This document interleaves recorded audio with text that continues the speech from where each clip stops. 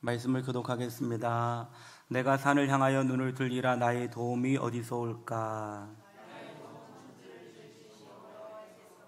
여호와께서 너를 실족하지 아니하게 하시며 너를 지키시니가 졸지 아니하시리로다.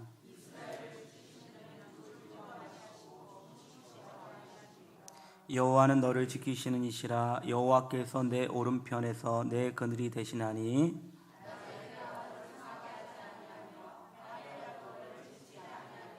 여호와께서 너를 지켜 모든 환난을 면하게 하시며 또 내 영혼을 지키시리로다.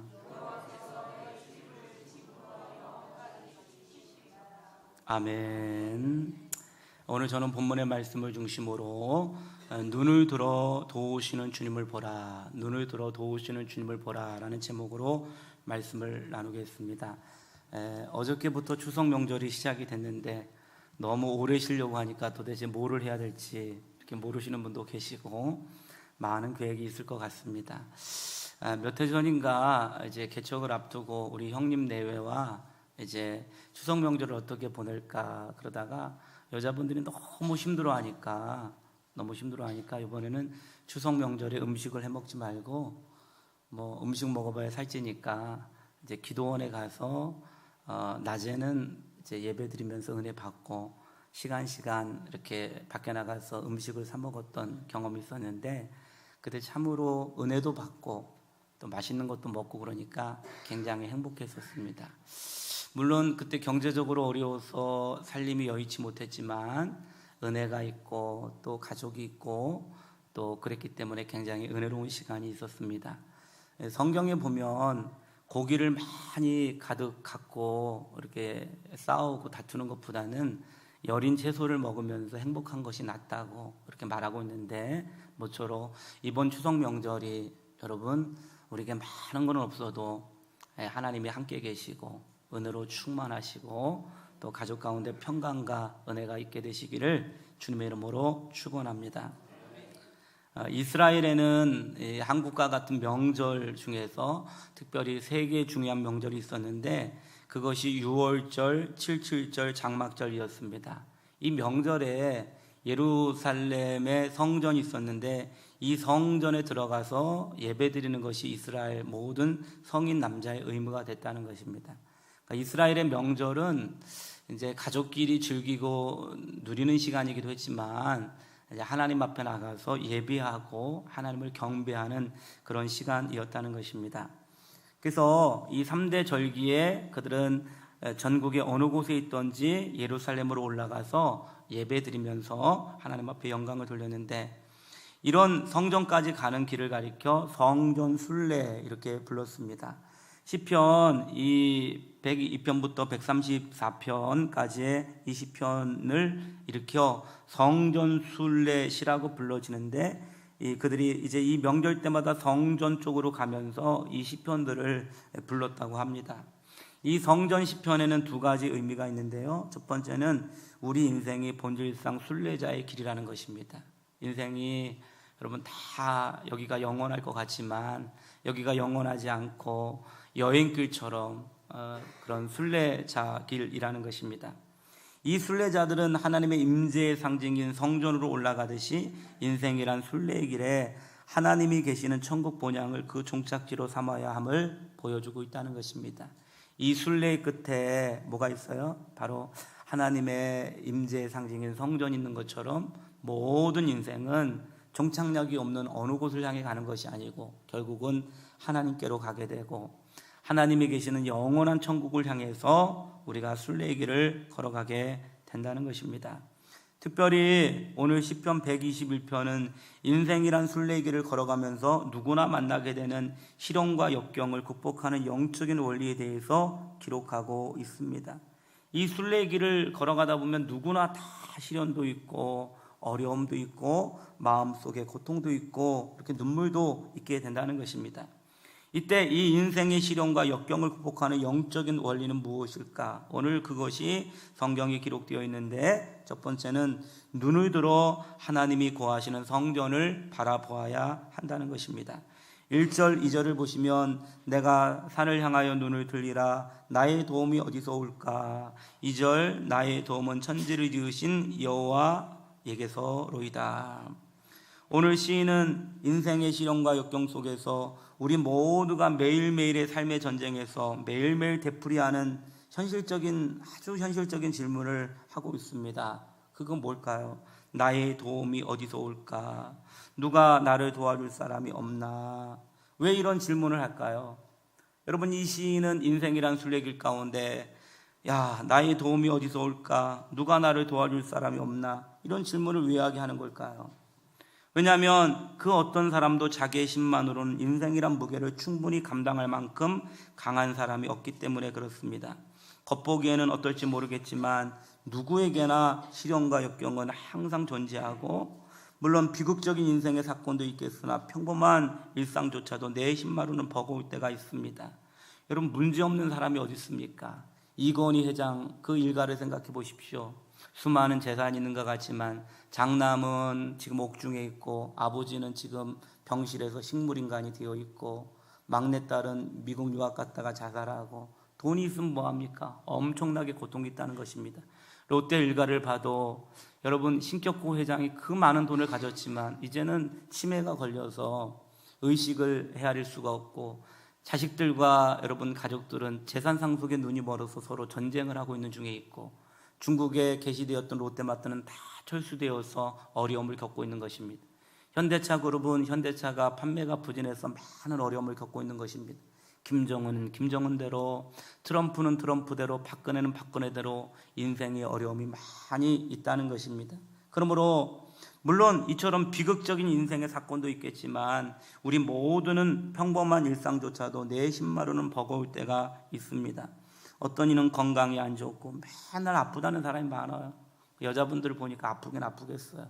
왜냐하면 그 여린 몸으로 아기를 낳고 또 키우고 살림을 치고 이런 거 보면 여자분들이 아픈 것도 다행이에요. 허리가 맨날 아프다고, 허리가 아파요, 허리가 아파요 그러는데, 남자는 이해할 수 없죠. 왜 허리가 아프냐고, 운동하라고 뭐 그러고 끄시면 되는데, 여자는 맨날 허리가 아프고 자꾸 아프다 그러면 옆에 있는 사람이 짜증나니까 아프다는 소리 더 이상 못하고, 어떤 이는 실력과 능력이 부족하고, 어떤 사람은 인간관계가 늘 버겁고 늘 힘든 사람이 있습니다. 학생들은 공부가 쉽지 않습니다. 아이들은 여러분 1년에 4번씩 시험에 들어요. 제가 보니까 성도들도 봄, 여름, 가을, 겨울로 시험에 드는 사람이 있는 것 같아요. 근데 아이들도 1학기 중간 기말고사, 2학기 중간 기말고사, 어쩔 때는 매주 퀴즈, 애들도 시험에 드는데, 여러분 애들도 불쌍한 게 우리 애들 공부 좀 해봐라. 왜냐하면 학교 다니는 동안 공부 못하면 엄청 비극적인데 할 수 있으면 해봐라. 하다가 안 되면 그때부터 대책을 세워보자꾸나 이렇게 얘기하는데, 여러분 아이들 중에 공부 잘하는 사람이 몇 명 됩니까? 몇 명 안 되는 거 아니에요. 다 공부 그렇게 쉽지가 않습니다. 애들도 공부 쉽지 않아요. 내가 우리 애들 보고 야 공부 좀 올려봐라 그랬더니 저희 아들이 이제 저보고 반박, 아빠 교회 좀 부흥시켜 보세요. 이렇게 되니까 서로 할 말이 없어. 공부 좀 똑바로 해봐라. 그렇죠? 어떤 아들이 하도 놀고 막 인생을 막 덜렁덜렁 살아가니까, 야 임마 아브라함 링컨을 봐라. 아브라함 링컨은 네 나이 때 고학으로 공부해서 변호사가 됐다. 그랬더니 이 아들이, 아버지 아브라함 링컨은 아버지 나이 때 대통령 했거든요. 이렇게 얘기를 했다고 합니다. 애들도 쉽지가 않아요. 마음과 같이 쉽지가 않습니다. 청년들을 보십시오. 취업이 쉽지가 않고, 직장생활 어렵고, 연애, 데이트, 결혼, 이거 옛날에는 당연히 하는 줄 알았는데 이게 현실적으로 요즘 쉽지가 않습니다. 다 포기한다 그러잖아요. 취업도 포기하고, 연애도 포기하고, 결혼도 포기하고, 직장만도 포기하고, 갈 수 있는 곳은 2곳인데 PC방 아니면 교회로 와야 되는데, 이게 참 어려운 것들을 보게 됩니다. 결혼을 해도 이게 좋은 남편과 아내가 되고 자녀를 낳아 좋은 부모가 되는 것이 참 어려워요. 여러분 혼자 살다가 좋은 남편이 되어서 아내에게 버팀목이 돼주고, 또 이제 처가 집에 좀 괜찮은 사익감이 되는 거, 이것도 좀 어렵습니다. 또 그런가 하면 좋은 며느리가 되고 좋은 아내가 되는 것, 이것도 그렇게 만만한 것은 아닙니다. 직장을 다니면서 경쟁과 압력을 이겨내고 월급을 받고 살아가는 것이 어렵습니다. 남 월급 받는 거 엄청 어려워요. 이거 여러분 얼마 많이 주지도 않으면서 그 월급 받으면 온갖 눈치를 봐야 되고, 참 월급 받는 것이 만만하지 않습니다. 그렇다고 이것저것 때려치고 에이 모르겠다, 차라리 창업을 하고 말자. 창업을 하는 것도 역시 대단한 스트레스가 존재합니다. 많은 분들이 직장에서 자의로 타의로 이렇게 나오셔서 치킨집, 미용실, 카페, 편의점 4대 업종인데, 이거를 준비 없이 6개월 미만 준비해가지고 하는데 5년 안에 90%는 다 망하게 되는데, 이 자영업도 너무 힘들어요. 가족이 너무 힘들고 자기 인건비 버는 건데 200만 원 미만이 거의 대부분이에요. 그러니까 창업을 결코 만만하게 보면 안 돼. 이번에 이제 이 열흘을 쉬는데도 어떤 사람들 좋겠잖아요. 뭐 보너스 많이 받는 사람 뭐 있기도 하겠지만, 또 월급 주는 사람 생각하면 쉽지 않대요. 열흘을 확 놀아버리는데 상여금 줘야지, 월이 갔는데 이거 돈 줘야지, 이게 쉽지가 않다는 것입니다. 자녀를 키우는 것이 내 마음대로 되지 않습니다. 여러분, 자식이 참 내 마음대로 안 돼요. 가장 내 마음대로 하고 싶은 것이 자식인데 참 내 마음대로 안 돼요. 우린 그때마다 생각이 납니다. 아, 나도 이렇겠구나. 여러분, 자식 마음대로 안 되는 게, 애들 일단 깨울 때부터 마음대로 안 돼요. 깨울 때부터. 우리 딸내미가 엄마 나 내일 어디 일찍 가야 되니까 깨워주세요.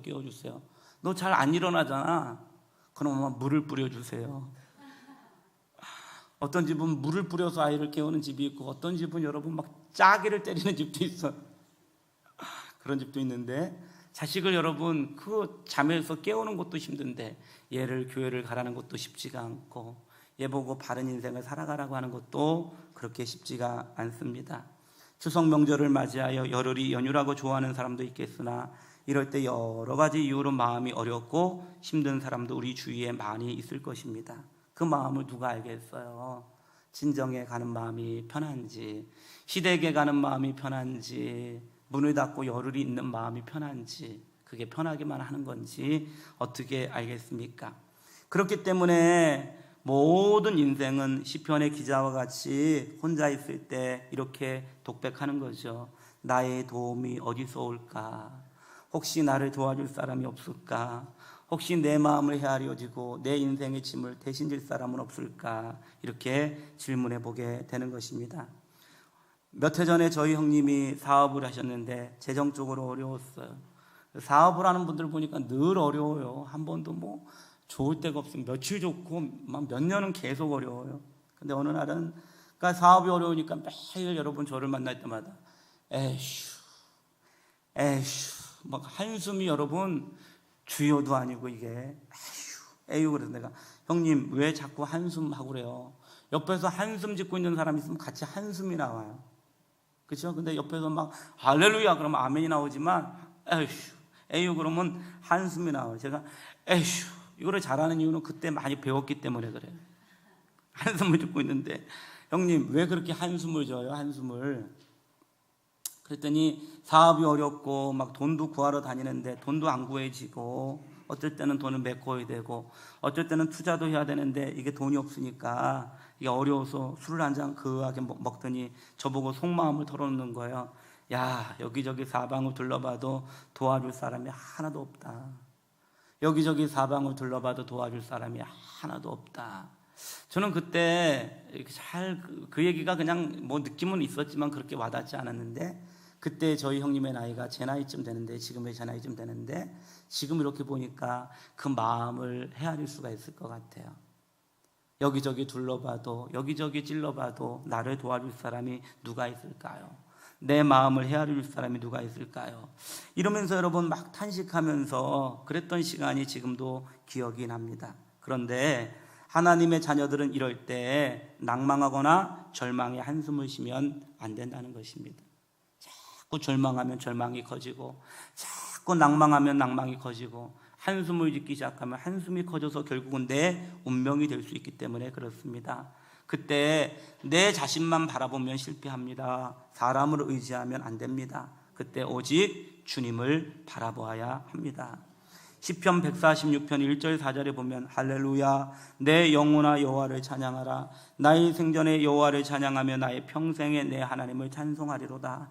귀인들을 의지하지 말며 도울 힘이 없는 인생도 의지하지 말지니 그의 호흡이 끊어지면 흙으로 돌아가서 그날에 그의 생각이 소멸하리로다.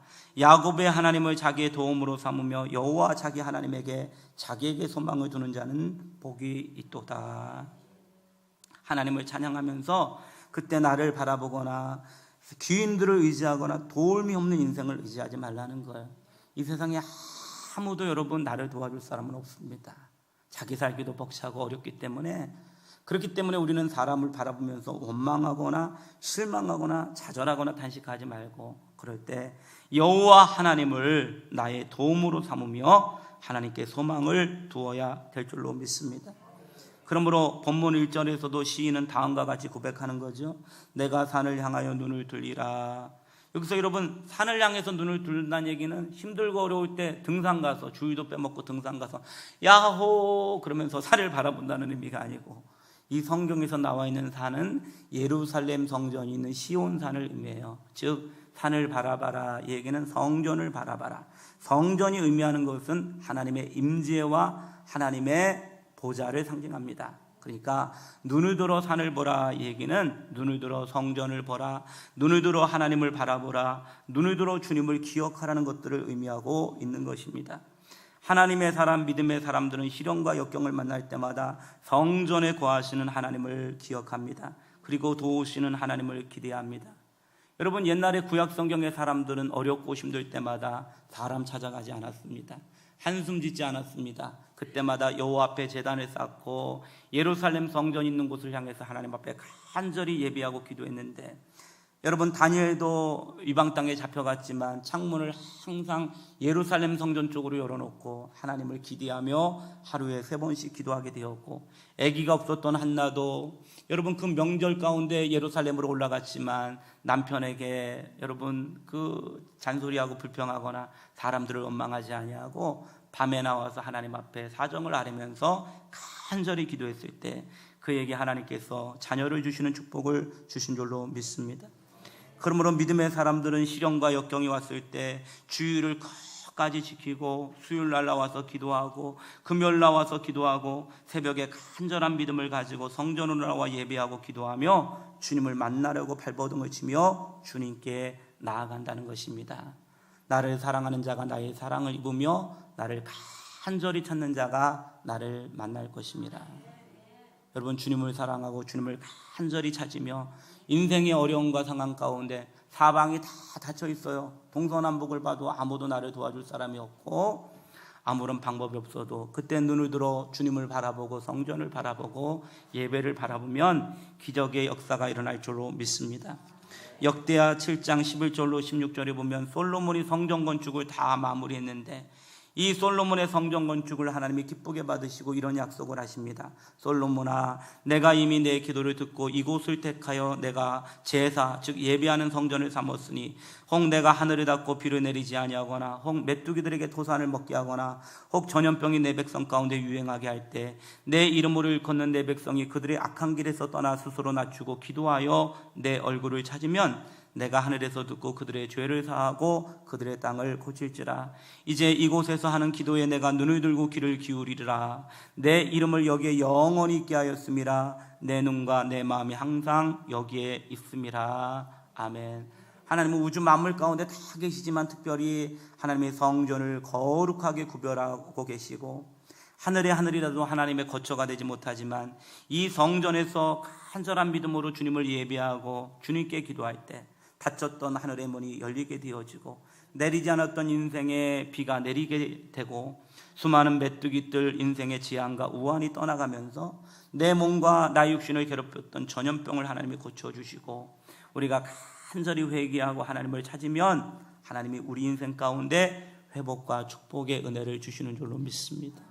이게 우리의 믿음이죠. 그래서 우리는 문제가 있을 때마다 야, 기도하러 가자, 야, 예배하러 가자, 그래, 하나님 만나러 가자. 하나님 앞에 나와서 기도하고 울어도 하나님 앞에서 울고 무릎을 꿇어도 하나님 앞에서 무릎을 꿇고 구걸을 해도 하나님 앞에서 구걸을 하고, 대표기도에 나온 것처럼 대출을 받아도 하나님 천국은행에서 대출을 받고, 여러분 그럴 때 하나님의 큰 영광이 임하게 될 줄로 믿습니다. 눈을 들어 주님을 바라보고 성전을 바라보고 예배를 바라보고 기도의 능력을 바라봐야 될 줄로 믿습니다. 2001년 7월 10일자 로이터 통신 리스본발에 의하면 3년째 매 주일마다 예배를 빠지지 않고 예배 참석하고 주일 성수를 엄청 잘하는 분이 계신 게 아니고 개가 있다고 합니다. 포르투갈 북부의 소르바도라는 곳에 살고 있는 이 개는 매주 주일이 되면 어김없이 집을 나서서 사람들도 하기 힘든 주일 성수를 3년째 하루도 안 빠지고 하고 있다고 합니다. 로이터 통신은 코레데오 다마나라는 현지 신문의 보도를 인용해서 검둥이 즉 프레타라는 이름의 뜻을 가진 이 개가 매주 일요일이 되면 교회 가기 위해 혼자서 새벽 5시에 여러분 세수하고 머리 감고 이건 맞는지 모르겠어요. 성경책을 입에 물고 이건 아니고 이렇게 새벽 5시에 이렇게 집을 나선다고 합니다. 교회 가기 위해서는 무려 16마일 26km라고 하는데 프레타는 교회에 도착하면 평소에 늘 하던 대로 7시 30분에 시작하는 일부 예배에 맞춰 강단 바로 앞에 자리를 잡는다고 합니다. 그리고 예배 순서에 맞춰서 사람들이 자리에서 일어나세요 그러면 일어나고 앉으세요 그러면 앉고 프레타도 그대로 예배를 따라한다고 합니다. 그리고 예배가 끝나면 프레타는 왔던 길을 되돌아 집으로 간다고 하는데 이 프레타 때문에 많은 사람들이 이 개를 보기 위해서 교회에 모여들기 시작하는데 교회에 빈자리가 지어지고 1분단이 지어지고 2분단이 지어지고 3분단, 4분단이 지어졌대요. 예수님 보러 오는 사람이 아니고 목사님 설교 들으러 오는 게 아니고 이 개를 보려고 이 교회가 부흥하고 있대요. 그래서 근데 중요한 건 뭐냐 그러면 이 사람들이 믿음은 없지만 이 신기한 개를 구경하러 왔다가 여러분 찬양 중에 은혜를 받고 기도 중에 회개가 터지고 말씀 중에 마음속에 꽂히는 말씀이 있기 때문에 거기서 회개하고 변화되어짐으로 예수를 믿는 사람들이 많이 생기게 되었다는 거예요. 저는 이 얘기를 들으면서 개도 진실하게 믿으면 전도를 하는구나 이거를 여러분 느끼게 되었습니다. 이 얘기를 제가 곰곰이 생각해 보면서 참 웃긴 일이다. 이 개가 영이 있어서 믿음이 있을까? 잘 모르겠지만 중요한 것은 하나님이 이 개를 사용하고 있는 것은 분명해요. 뭐요? 개도 주일이 되어지면 그 먼 곳을 주님을 찾아서 이른 시간에 힘들고 어려운 일정을 보낼 수도 있잖아요. 그러나 이 개도 주일을 지키고 가장 앞자리에 앉아서 하나님을 예배하고 있다는 거예요. 오늘 저와 여러분의 믿음이 인생이 시련과 어려움이 있을 때마다 예배를 포기하거나 예배를 떠나가거나 성전을 멀리하지 말고 그때마다 교회에 잘 나오시고 목숨을 걸고 주일 성수를 하시고 그 무엇과도 예배는 바꾸지 말고 여러분 돌이켜 보십시오. 예배 시간에 딴 거 한다고 인생이 변화되는 것 아닙니다. 하나님 앞에 드리는 기도 시간, 예배 시간을 아낀다고 다른 일이 슬슬 풀리는 건 아닙니다. 우리의 고백은 예배를 더 드릴수록 하나님을 더 의지할수록 하나님 앞에 내 인생의 모든 걸 맡길수록 도우시고 역사하시는 하나님의 능력을 체험하게 될 줄로 믿습니다. 이 주님의 성전을 바라보고 예배하는데 특별히 하나님의 사랑과 능력을 신뢰하고 바라봐야 한다는 것입니다. 인생의 시련과 역경을 만나고 내 자신이 한없이 연약하고 초라하게 느껴졌을 때 나를 바라보고 사람을 바라보고 환경을 바라보면 100% 실패합니다. 그때 주님을 바라봐야 됩니다. 믿음이란 주님을 계속 바라보는 것. 믿음은 바라보는 거예요. 괴로울 때 주님을 보는 것입니다. 그러고 보니까 제가 좋아하는 찬양들은 다 주님을 바라보는 거예요. 눈을 들어 주를 보라 내 모든 염려 주께 맡겨라. 할렐루야. 눈을 들어 주님을 바라보는 거예요. 괴로울 때도 주님을 바라보고 마음이 힘들 때도 주님을 바라보고 인생에 한계가 있을 때도 주님 바라보고 엄청 열받고 화났을 때도 주님 바라보고 할렐루야. 주님 바라보면 승리할 줄로 믿습니다. 베드로가 바다를 어떻게 걸어갑니까? 인생이란 바다를 자기 바라보면 육신이니까 바닷속에 빠질 수밖에 없고 풍랑을 보니까 무섭고 두렵고 떨립니다. 좌절감, 학습된 무기력 이런 것들이 우리로 하여금 꼼짝도 못하게 만들고 한숨 짓게 만들지만 바다 위를 걸어오시는 주님을 바라보니까 바다를 걸어가는 거예요. 주님을 바라봐야 됩니다. 십자가에 나의 죄를 위해 죽으신 주님, 십자가에서 결국은 부활의 능력으로 승리하신 주님, 나의 작은 신음에 응답하시는 주님, 여기까지 도우셨던 주님, 이 주님을 바라보고 의지하면 승리하게 될 줄로 믿습니다.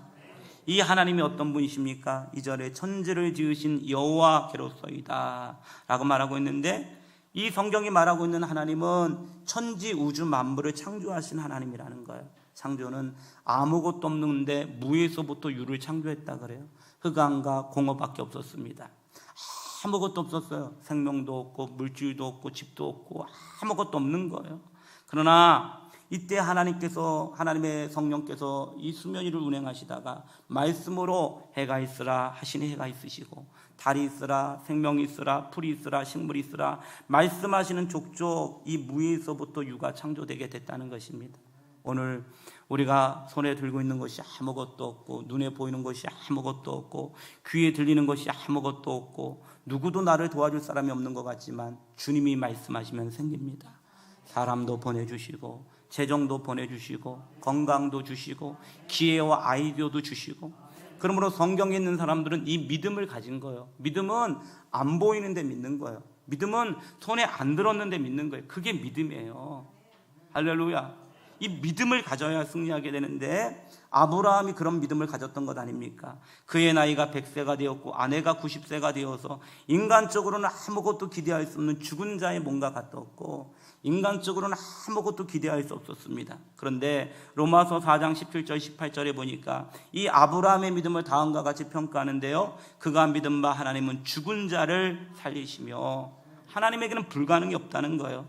없는 것을 있는 것 같이 부르시는 이시니라. 자식이 없는데 자식이 있다고 하나님 선포하시고요, 땅이 없는데 땅이 있다고 선포하시고요, 축복을 안 받았는데 축복을 받았다고 선포하는 거예요. 믿음은 주실 줄로 믿고 바라는 거예요. 자식이 없지만 자식을 주신 줄로 믿습니다. 땅이 없지만 땅을 주신 줄로 믿습니다. 위대한 사업장을 주신 줄로 믿습니다. 믿음의 배우자를 주신 줄로 믿습니다. 이 무에서부터 유를 보는 것이 창조의 믿음인데, 여러분, 이 시인이 그렇게 기도하는 거예요. 인생의 시련과 역경 속에서 아무도 없는 것 같은데 주님 바라보는 거예요. 주님, 저기 저를 돕는 사람이 있네요. 주님, 저기 제가 필요한 재정이 있네요. 주님, 저기 저에게 필요한 능력이 있네요. 주님, 지혜가 있네요. 주님을 바라보는 것입니다. 여러분, 이게 기도예요. 그러나 이것이 세상 사람들이 볼 때는 미친 것 같고 도른 것 같고 정말 그런 것 같이 보이지만, 결국은 기도의 응답이 있고 하나님은 우리의 믿음을 축복하셔서 역사해 주실 줄로 믿습니다. 하나님은 늘 깨어서 불철 주야 우리를 위해 중보하시며 우리의 길을 인도하시는데, 3절에 보니까 여호와께서 너를 실족하지 아니하게 하시며 너를 지키시는 이가 졸지 아니하시리로다. 이스라엘을 지키시는 이가 졸지도 아니하시고 주무시지도 아니하시리로다. 이 하나님을 의지하고 괴롭고 힘들어서 잠이 안 올 때 어느 곳에 있든지 실컷 찬송하고 기도하고 나면 하나님 평강을 주시고 단잠을 주실 줄로 믿습니다. 어떤 아이가 늘 걱정이 많았다 그래요. 학교 갈 때는 야, 오늘 학교 가서 어떡하지? 산수를 어떻게 풀지? 영어를 어떻게 풀지? 애들하고 어떻게 만나지? 잠이 들 때는 어머, 잠속에서 잠 안 깨면 어떡하지? 막 걱정이 굉장히 많았었는데, 주일학교에 갔더니 선생님이 그랬대. 얘야, 그렇게 걱정이 들고 어려움이 올 때는 고민하거나 두려워하지 말고 하나님께 기도해. 그랬더니 이 아이가, 근데요, 기도하려고 그러면요 꼭 다 기도해야 된다는 생각은 잊어버리고요, 걱정과 불안에 사로잡혀요. 근데 어느 날 기도하다 보니까 생각이 났어요.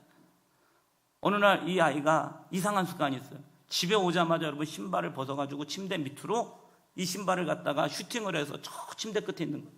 엄마가 하도 신기해서, 야, 너 신발을 바로 넣어야지 왜 침대 밑에다가 신발을 던져놓니? 그랬더니 이 아이가 하는 얘기가, 엄마, 주일학교 선생님이 그랬는데 마음이 힘들고 어렵고 두려울 때는 기도하라 그랬는데 전 기도를 계속 잊어버려요. 그래서 신발 찾을 때 아침에 신발 찾을 때 신발 찾으러 가야 되니까 무릎을 꿇어야 되니까 그때 기도해야 되겠구나. 하나님, 오늘 하루도 지켜주시옵소서. 하나님, 오늘 한 날도 인도하여 주시옵소서. 사람을 만나고 여러 가지를 계획할 때 하나님 도와주시옵소서. 이렇게 기도했다는 거예요. 저는 예수랑의 모든 성도님들이 새벽 예배 나오시면 좋겠고, 혹시 못 나오시면 주님을 기억하면서 기도할 수 있게 되시기를 주의 이름으로 축원합니다. 아주 자동차 회사 가서 부탁을 해서 기도를 5분 안 하면 시동이 안 걸리도록 만든다든지 뭐 이래가지고 여러분 주님을 기도하고 의지하고 나아가면 하나님 평강을 주실 줄로 믿습니다.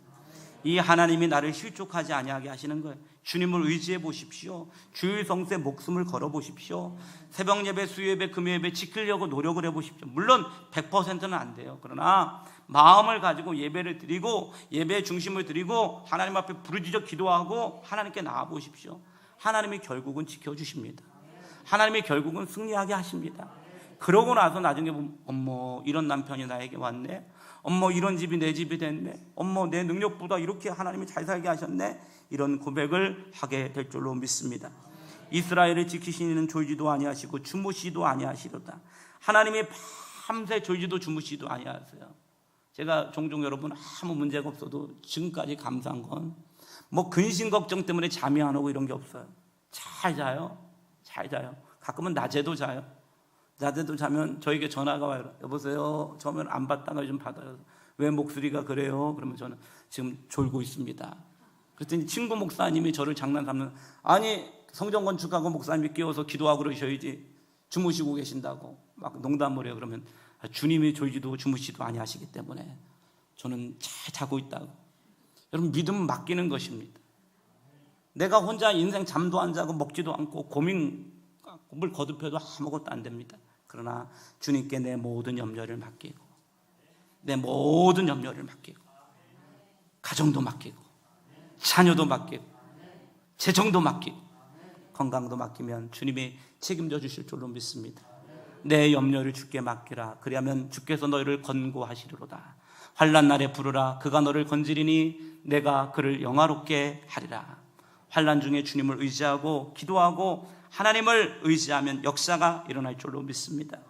모든 위기로부터 우리를 영원히 지켜 보호해 주시는데 5절에 보니까 여호와는 너를 지키신 이시라. 여호와께서 내 오른편에서 내 그늘이 되시며 낮에 해가 너를 상하지 아니하게 하시며 밤의 달도 너를 해치지 아니하려로다. 여호와께서 너를 지켜 모든 환난을 면하게 하시며 또 내 영혼을 지키시리로다. 여호와께서 너의 출입을 지금부터 영원까지 지키시리로다. 하나님을 의지하고 기도하고 주님을 경외하면 주님이 결국은 승리하게 하십니다. 주님이 우리를 지켜주세요.